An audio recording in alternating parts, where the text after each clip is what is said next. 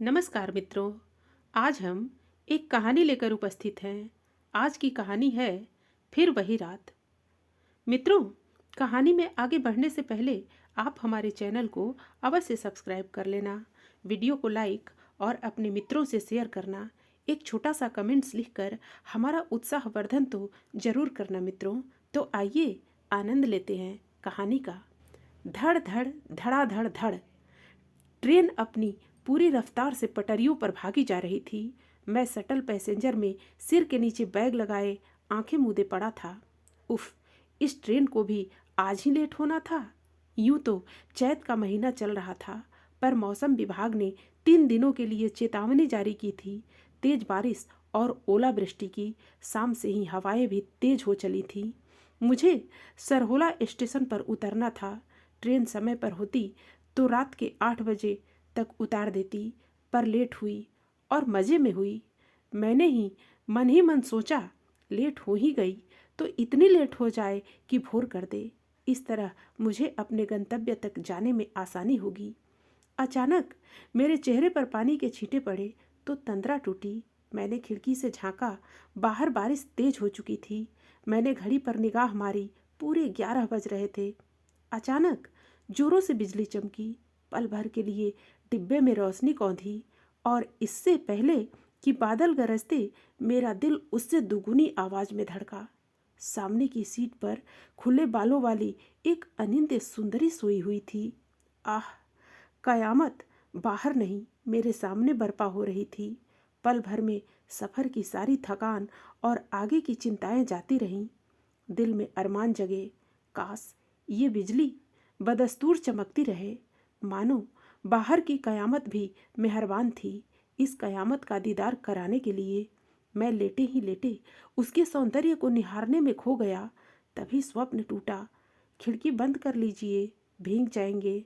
मानो सितार पर किसी बच्चे ने बेतरतीबी से अपने हाथ फेर दिए हों। जी, मैं मन ही मन झेप गया। क्या पता इसने मेरी चोरी पकड़ ली हो। पर नहीं, डिब्बे में तो घुप अंधेरा है, इसे कैसे पता चला होगा भला। सुंदरी उठ बैठी तो मेरे लेटे रहने की कोई तुक नहीं थी। कहाँ उतरना है आपको? सरहोला।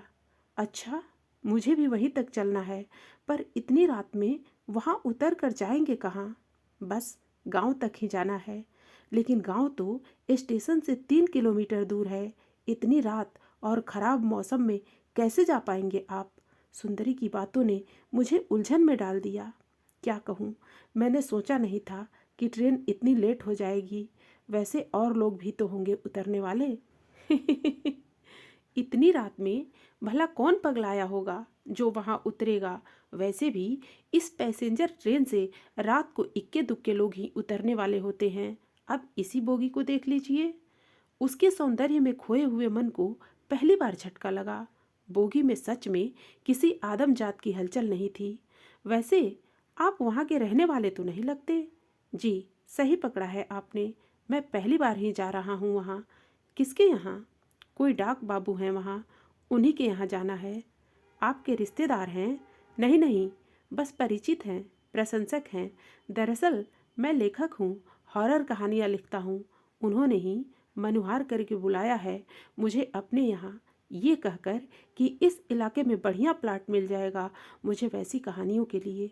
अरे वाह, ये पहले क्यों नहीं बताया आपने मुझे? मैं तो ज़बरदस्त शौकीन हूँ हॉरर जॉनर की। शिखा नाम है मेरा। स्टेशन के बगल में एक स्वास्थ्य केंद्र है, वहीं कार्यरत हूँ। जी, धन्यवाद। वैसे मेरा नाम वैभव है। अचानक ट्रेन को झटका लगा। उसकी रफ्तार धीमी होने लगी। उतरने की तैयारी कीजिए, सरहोला आ गया है। अभी? इतनी जल्दी? मैं हड़बड़ाया। मेरा मतलब है कि और देरी होती तो अच्छा होता। घबराइए मत, मैं हूं ना। सुनसान रात का समय, अनजानी जगह और उस पर मौसम खराब। शिखा के शब्दों ने मुझे आश्वस्त किया। थोड़ी ही देर में ट्रेन रुकी तो हम दोनों नीचे उतरे। प्लेटफॉर्म पर दूर दूर तक किसी का पता नहीं था। देखा, मैंने कहा था ना कि इस ट्रेन में कभी कभार ही कोई उतरता है यहाँ। पर प्लेटफार्म पर स्टेशन का नाम लिखा नहीं दिख रहा। अरे राइटर साहब, ये कहानी नहीं वास्तविकता है। दरअसल ये छोटा सा स्टेशन है जहाँ केवल पैसेंजर ट्रेनें रुकती हैं। स्टेशन का बोर्ड एकदम आगे है और हम दोनों सबसे आखिरी बोगी में सवार थे। ओह ठीक है, अब मैं चलता हूँ, मैंने उससे विदा मांगी। अरे अरे, जाते कहाँ हैं? अचानक उसने झटके से मेरा हाथ पकड़ लिया। मेरे साथ चलिए ना। उसका स्पर्श होने भर की देर थी, मेरा शरीर झंझना गया। आपकी शादी हो गई? जी। फिर ऐसा नहीं होना चाहिए था। कैसा? एक छुअन में थरथरा जाना। ऐसा कुंवारों के साथ होता है। नहीं नहीं, मैं घबरा गया था। अरे, इसमें घबराने की क्या बात? आपको स्टेशन पर एक बूढ़े स्टेशन मास्टर के सिवा और कौन मिलेगा भला? वहाँ तो ढंग का एक 3 सेट तक नहीं है जहाँ आप रात भर रुक सके। पर इतनी रात को? घबराइए मत, अस्पताल के बरामदे में बेंच लगी है, आप वहीं सो जाइएगा। पर मैं वहाँ? अरे, वहाँ मेरे जैसी एक और है। मैं अकेली होती तो आपको रुकने को कहती भी नहीं। शिखा ने मेरी मनोदशा भांप ली थी। फिलहाल मेरे पास और चारा भी नहीं था, और वैसे भी इतनी देर जिरह का नतीजा ये रहा कि हम दोनों ही बुरी तरह भीग गए। शिखा को इसका एहसास हुआ तो लंबे लंबे डग भरती हुई वो लाइन फलांगते हुए सड़क के दूसरी तरफ भागती चली गई। पीछे से मैंने भी उसका अनुसरण किया। मुश्किल से 5-7 मिनट बीते होंगे। हम एक सामुदायिक स्वास्थ्य केंद्र के कैंपस में प्रवेश कर रहे थे। आ गई शिखा? मैं तुम्हारा ही इंतजार कर रही थी। बरामदे में खड़ी एक युवती हमें देखकर लपकी। ये भावना है। हम दोनों की इमरजेंसी ड्यूटी है ना? भावना ने प्रश्नवाचक दृष्टि से मुझे घूरा। शिखा हंसी। ये राइटर साहब हैं, चलो भीतर चलकर खूब सारा बतियाते हैं इनसे। अस्पताल के ट्यूबलाइट की दूधिया रोशनी में मेरी नज़र शिखा की तरफ घूमी। आह, मानो बर्फ का पहाड़ बारिश में जी भर कर नहाया हो। शिखा ने गहरी नज़रों से घूरा मुझे। मैंने नज़रें नीची कर ली। मैं चेंज करके आती हूँ। थोड़ी देर बाद हम बरामदे में बैठे थे। मैंने भी बैग से कपड़े निकाल कर बदल लिए थे। काली शिफॉन की साड़ी और उससे ही मैच करती बिंदी, आंखों में मोटा काजल और होठों पर डार्क लिपस्टिक। चंद मिनटों में शिखा पूरी तरह चेंज होकर सामने बैठी थी। इस समय यहाँ बस आप दोनों ही हैं? मैंने पूछा। क्यों? मन में शरारत सूझ रही है। शिखा ने शरारत से होंठ कुचले। मैं अचकचा गया। अरे, मैं तो बस मजाक कर रही थी। वैसे आप राइटर हैं तो लोगों की भावनाएं तो बखूबी पढ़ते होंगे। जी, पढ़ता तो हूँ। तो बताइए ना, इस सुनसान रात में हम दोनों के सिवा बस एक आप ही पुरुष हैं। हमें देखकर आपके मन में क्या चल रहा है? मैं चुप लगा गया। कई बार खुद को अच्छा दिखाने के लिए आदमी को मन की बात मन में ही लगा जानी पड़ती है। चलिए, कोई बात नहीं, ये बता दीजिए कि हम दोनों के मन में क्या है आपके लिए। मैं फिर चुप। पता है, आप नहीं बताएंगे। कहिए तो मैं बता दूं। बताइए। मैं हल्के से मुस्कुराया। अगर हम दोनों इशारा भर कर दें तो आप हमें रसगुल्ला समझकर गड़प जाएंगे। अरे नहीं, ऐसी बात नहीं। अरे हाँ, ऐसी ही बात है। दिन भर अस्पताल में मर्दों के साथ रहते हुए इतना ज्ञान तो मिल ही चुका है। मैं अंदर ही अंदर सिहर कर रह गया। शिखा ने एकदम सटीक पकड़ा था। अचानक भावना बेचैन नजर आने लगी। रह रहकर उसकी नज़र दीवार घड़ी की ओर उठ जा रही थी। 1:15 बज रहे थे। एक बात पूछूं? ईमानदारी से जवाब देंगे? भावना ने गंभीर स्वर में कहा। हाँ हाँ, पूछिए। किसी औरत का बलात्कार होना बुरा है या उसका लांछित होना? बुरा तो दोनों ही है, नहीं होना चाहिए ऐसा। अच्छा, मान लीजिए किसी औरत के साथ ये दोनों ही हो जाए, तब उसके पास क्या चारा बचता है? मैं सोच में पड़ गया। ये तो परिस्थितियों और व्यक्ति विशेष पर निर्भर करता है। दोनों की एकटक निगाहें मुझ पर ही जमी थीं। अचानक वातावरण में एक अजीब सी हलचल महसूस होने लगी। लगा जैसे कई लोग अस्पताल की चहारदीवारी फांदकर अंदर आ गए हों। दोनों के चेहरों पर भय नाचने लगा। हमें यहाँ से निकलना होगा। दोनों उठ खड़ी हुईं। क्या बात है? मैंने पूछा। अभी ये सब बताने का समय नहीं है, जल्दी से हमारे साथ चलिए, कहकर दोनों ने मेरा हाथ पकड़ा और पिछले दरवाजे से स्टेशन की ओर भागी। थोड़ी ही देर में हम प्लेटफार्म पर थे। दूर ट्रेन की लाइट नजर आ रही थी।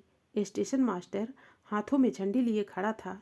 तभी पीछे से कुछ लोगों को अपने पीछे आते देख मेरे शरीर में भय की ठंडी लहर दौड़ गई। अचानक स्टेशन मास्टर शिखा को देखकर चिहुक उठा, तुम फिर आ गई? तो क्या करती? देख ही रहे हैं कि लोग पीछे पड़े हैं, तो मैं क्या करूं? तुम अपना देखो, मैं तो चला। इसके बाद जो हुआ वो अप्रत्याशित हुआ। स्टेशन मास्टर झंडी फेंक प्लेटफार्म से एक झटके में रेल की पटरी पर कूद पड़ा। मैं हक्का बक्का रह गया। शिखा ने मेरा हाथ पकड़े पकड़े कहा, देखा ना, इन्होंने फिर से वही कर दिया जो नहीं करना चाहिए था। ट्रेन एकदम नज़दीक आ चुकी थी। स्टेशन मास्टर को बचाना अब लगभग नामुमकिन था। मेरा दिमाग शांय शांय करने लगा और अगले ही पल जो हुआ वो और अप्रत्याशित था। शिखा और भावना ने मेरा हाथ पकड़े पकड़े रेल की पटरी पर छलांग लगा दी। सब खत्म। मेरे दिमाग में बस एक ही वाक्य गूंजा, लेकिन तभी लगा जैसे किसी ने मेरी कमर पर जोरों से लात मार दी हो। एक तो हौलनाक घटनाक्रम, ऊपर से सिर में लगी पत्थर की गिट्टियों की चोट। मैं होश खो बैठा। जाने कब तक मैं बेहोश रहा। जब आंख खुली तो खुद को बेड पर पाया।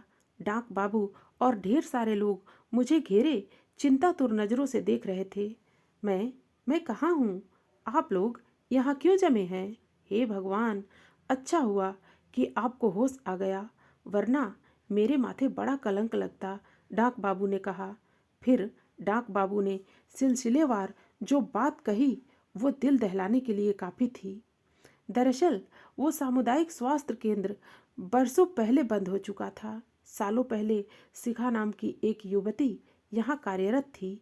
एक रात जब इमरजेंसी ड्यूटी में वो और भावना अस्पताल में थीं, तभी इलाके के 4-5 नशेड़ी और लफंगे लोगों के ग्रुप ने अस्पताल में धावा बोला और बंदूक की नोक पर दोनों का पूरी रात बेदर्दी से बलात्कार किया।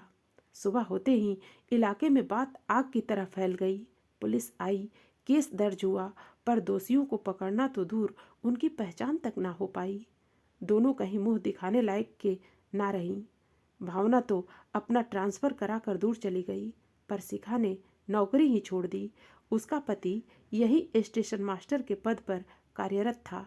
लोगों की अपमानजनक नज़रों से बचने की खातिर शिखा ने खुद को स्टाफ क्वार्टर में एकदम से बंद कर लिया था, पर पति को तो समाज के सामने पड़ना ही था। दबी जुबान में लोग चटखारे लेकर बतियाते कि उस रात उन लफंगों को शिखा ने ही बुलाया था अपनी हवस की आग बुझाने के लिए। हालांकि थी तो ये सरासर गलत बात, पर उसका पति किस किस का मुंह बंद करता।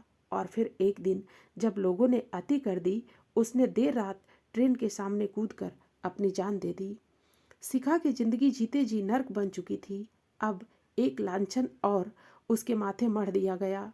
चूंकि उसको अभी बच्चा था नहीं और पति मर ही चुका था, सो घर वालों ने मौके का फायदा उठाकर कहना शुरू कर दिया कि उसने फिर से कोई नया गुल खिलाया होगा, जिसका पता उसके पति को चल गया और आजिज आकर उसने जान दे दी। शिखा के लिए स्थिति एकदम असह्य हो गई। आगे पीछे सहारा कोई था नहीं। और फिर आखिरकार एक रात उसने भी अपने पति की तरह रेल की पटरियों पर अपना दम तोड़ दिया। बाद में भावना का क्या हुआ किसी को नहीं पता। उस घटना के बाद अस्पताल हमेशा के लिए बंद हो गया। कहते हैं आज भी शिखा और उसके पति की रूह स्टेशन और बंद पड़े अस्पताल के इर्द गिर्द मंडराती है और कामुक लोगों को अपना शिकार बनाती है। मैं अंदर ही अंदर कांप कर रह गया। शिखा पर पहली बार नजर पड़ी थी तो मेरे मन में भी गंदे भाव ही तो आए थे। तो क्या शिखा ने मुझे भी भाप लिया था?